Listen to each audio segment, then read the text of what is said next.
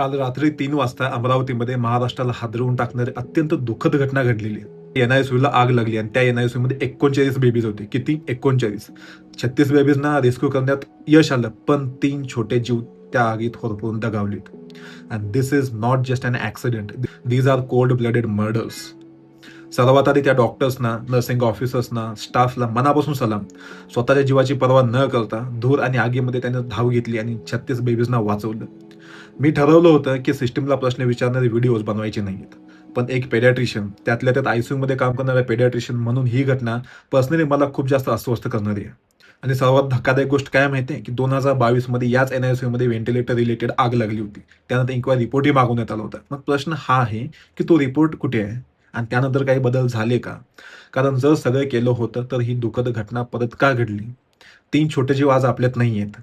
त्यांच्या फॅमिलीज किती दुःखात असतील याची कल्पनाही करवत नाहीये. पण त्यांच्या मृत्यूनंतर निदान एक गोष्ट तरी घडली पाहिजे, की पुन्हा कोणत्याच एनआयसीयूमध्ये अशी घटना घडू नये. कारण प्रत्येक न्यूबॉर्नला जगण्याचा अधिकार आहे आणि त्या अधिकाराची जबाबदारी संपूर्ण सिस्टमची आहे. आता माझी गव्हर्नमेंटला एक विनंती आहे, की ही जी काही घटना घडली आहे त्याचं डिटेल इन्व्हेस्टिगेशन व्हावं. फक्त डॉक्टर्स किंवा नर्सिंग ऑफिसर्स यांना तुम्ही बळीचा बकरा बनवू नका. जी काही सिस्टम असेल, जो कोणी रिस्पॉन्सिबल असेल, गिव्ह देम पनिशमेंट.